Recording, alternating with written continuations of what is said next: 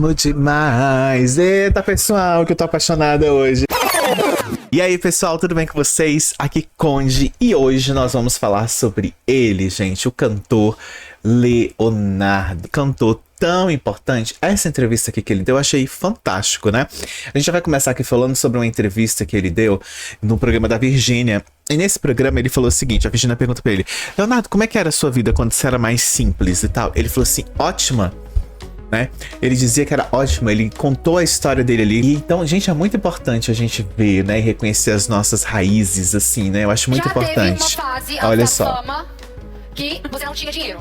Conta pra gente como é que era. Era muito bom. Era. Eu sempre tive uma vida muito simples lá no interior, lá em Goianápolis, com meus familiares. E sempre fui uma criança que trabalhei na roça. Desde a idade dos 8 anos até os 20, quando eu comecei a cantar. Meu pai sempre foi meu patrão, né? A gente trabalhava em terra dos outros, como meeiros. E dinheiro em casa era igual mulher bonita, ele só via a mão dos outros. E o Leandro sempre foi um cara muito atirado, assim, gostava de cantar, né, no colégio. E eu não tinha cantado até os 20 anos de idade, ainda. E o Leandro, assim, eu levei, vamos mudar pra Goiânia. Eu comecei Goiânia com 20 anos de idade.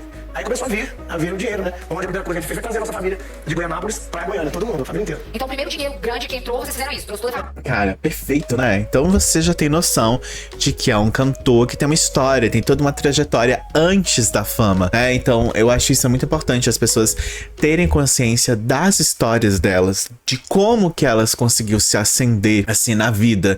E essa entrevista aqui é muito interessante. Eu gostaria de começar muito mostrando essa entrevista pra gente entender, então, de quais são essas raízes aí do cantor Leonardo. E eu acho que isso é muito importante, né? A gente ter sempre essa delimitação e essa questão ali quando você está falando sobre a sua história. Sempre ter orgulho da sua história, sempre ter ali o seu momento, né, mais íntimo pra contar essa história. Então aqui, gente, o nome dele verdadeiro, o nome dele em verdadeiro é engraçado. Não é que seja engraçado, é diferente, né? O nome dele, então, é Emival Eterno da Costa, e ele é mais conhecido como Leonardo. Ele ficou famoso ao formar a dupla sertaneja com seu irmão, o Leandro. Eles gravaram o primeiro disco em 1984, mas só estouraram com a música Entre Tapas e Beijos, de 1989. E aqui um adendo, uma curiosidade pra vocês, é que essa música Entre Tapas e Beijos, inclusive, é a abertura daquela série que ficou muito famosa, de comédia ali da Fernanda Torres, né, que agora ela tá concorrendo ao Oscar, mas ela foi regravada, aquela música, né? A música original, então, é do Leonardo e do Leandro, né? Que foi lançada ali em 1989. Depois, no ano seguinte, ou seja, 1990, eles lançaram Pense em Mim. Gente, essa música, ela é muito boa. Mas ela é muito boa mesmo, essa música. Ela tem uma letra tão bonita e tão melancólica ao mesmo tempo. Eu acho isso fantástico, essa música, assim, de verdade. É muito bonita mesmo, o que aumentou mais ainda a popularidade da dupla, né? Aí teve uma fatalidade, né? Todo mundo ali sabe da história dele, que tem essa fatalidade com o irmão dele, né? O Leandro morreu vítima de um câncer em 1998. E aí, nesse momento, a gente tem um momento bem tenso. Inclusive, o Leonardo deu uma entrevista algum tempo atrás que eles não contaram ali de cara pro Leandro, né? Qual seria o câncer que ele teria.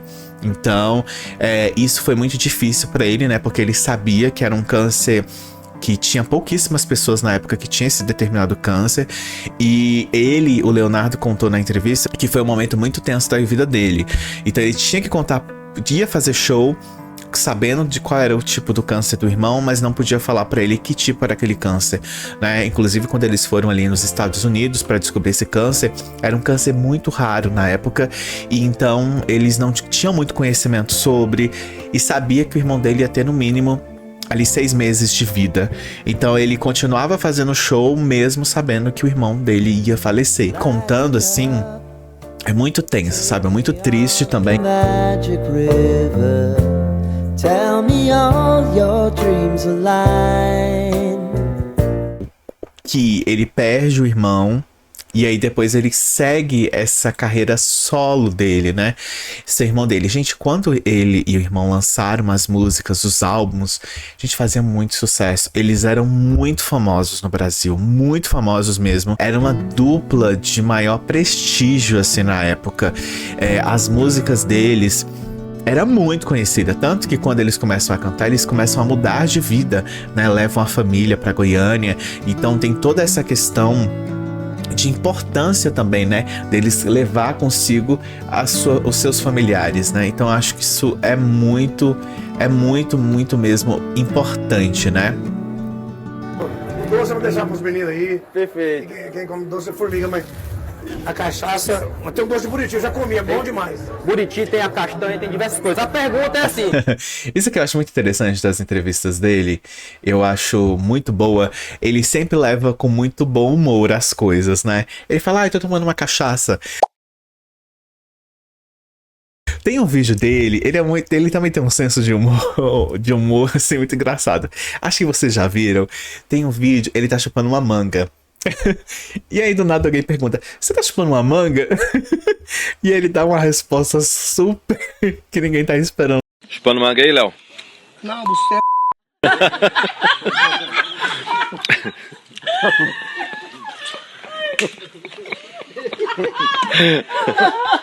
naquele momento. Então, ele sempre tem essa questão de ser simples, né? De falar o que ele tá pensando ali sobre determinado local e etc. E eu acho isso muito bacana, muito legal mesmo, assim, né?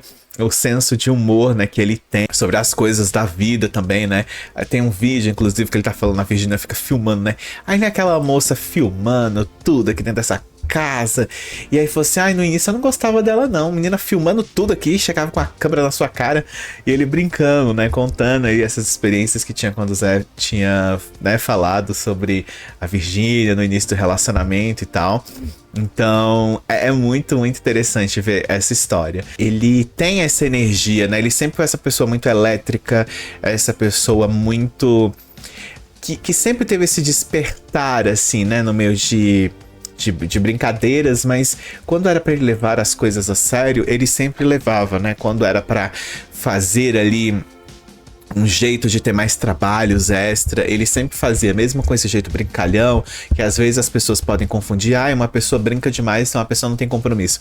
Mas mesmo ele tendo essa brincadeira, esse jeito dele, ele sempre levou muito a sério essa questão com a dupla dele, e ele sempre pensava ali de ter uma vida melhor para sua família. E eu acho que é sempre isso, né? Na vida a gente sempre tá tentando fazer o melhor pra nossa família. Tudo que a gente faz, na verdade, é sempre pra ter o melhor pra família. E eu acho que isso é muito importante quando a gente tá ali pra trabalhar, pra fazer acontecer as coisas. E pra nossa família. E pras pessoas que estão ali, que torcem pela gente, que a gente pode mudar a vida dessas pessoas. Então eu acho que isso é muito bonito mesmo, né? Então aqui a gente tem as experiências dele, quando ele vivia ali em Goianópolis. A gente tem ali... Tanto eu fiz aqui um vídeo do Amado Batista, eles se inspiravam muito nos Beatles, né? O Amado Batista era nos Beatles, também ele se inspirava ali no Elvis Presley, e aqui no o Leonardo, então ele dedicava o tempo à música, e ele entrou aqui nessa época para a banda Os Dominantes, que tocava sucessos de Roberto Carlos e dos Beatles, né?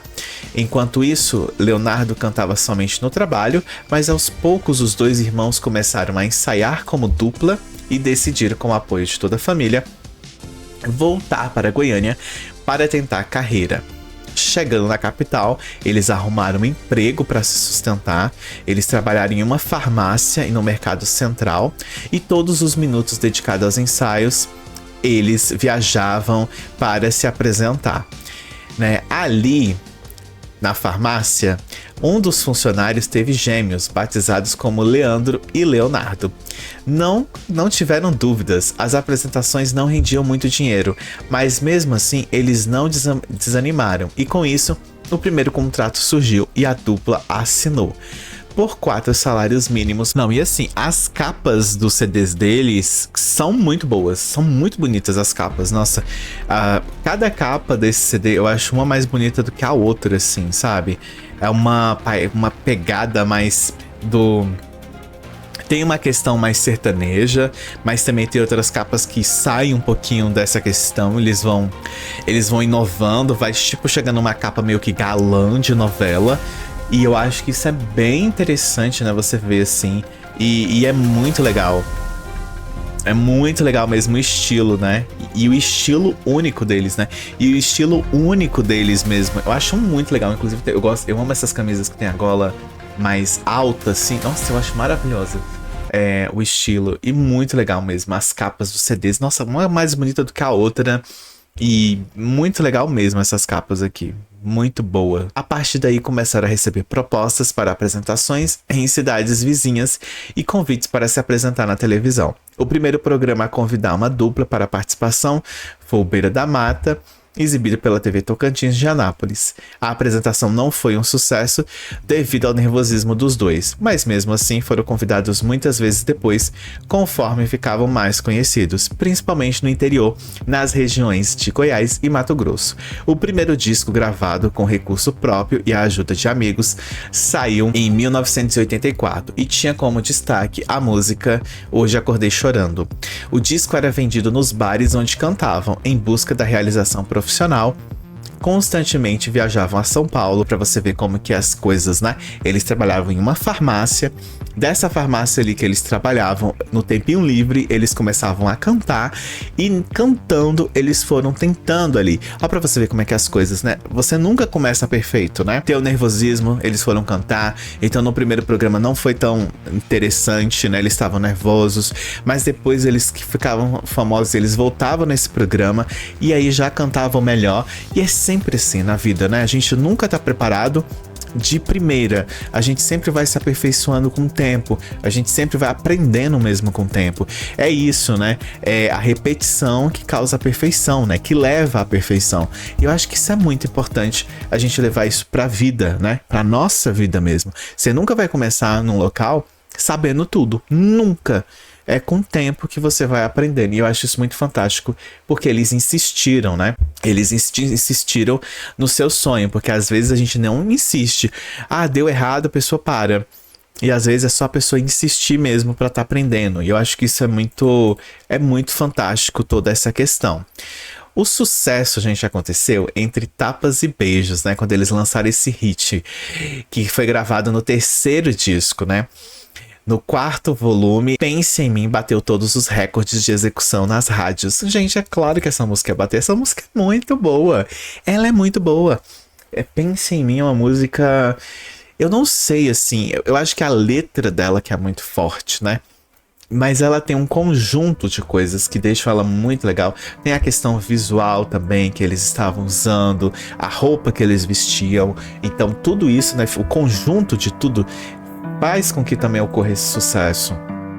Então, como bateu todos os recordes e teve uma repercussão ainda maior, né, que conquistava todos os brasileiros, o lançamento do disco incluiu um show no Canecão, casa de espetáculo do Rio de Janeiro, que pela primeira vez abria suas portas para os meninos de Goianópolis.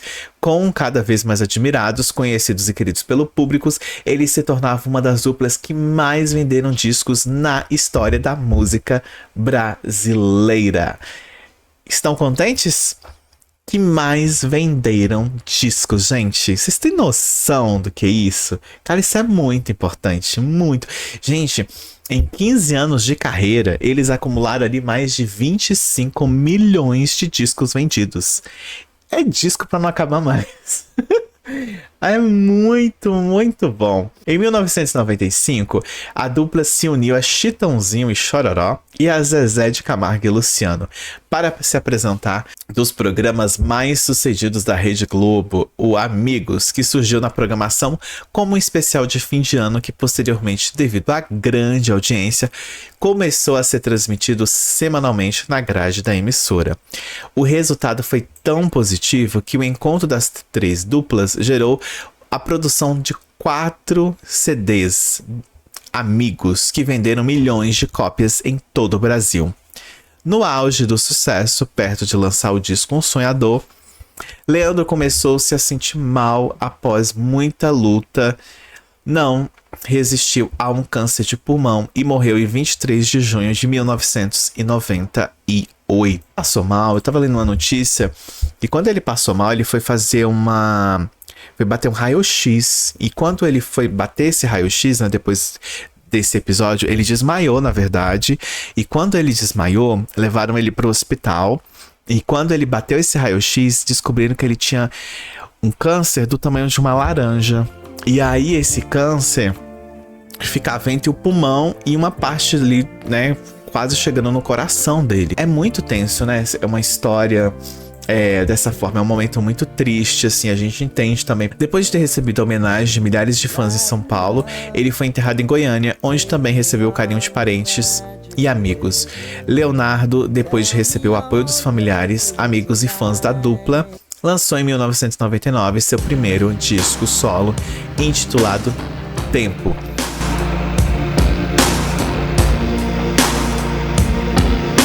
Atualmente, após 11 CDs e 4 DVDs lançados, Leonardo soma a marca de 15 milhões de cópias vendidas e concretiza o sonho de dar continuidade à carreira da dupla Leandro e Leonardo. Muito importante, né?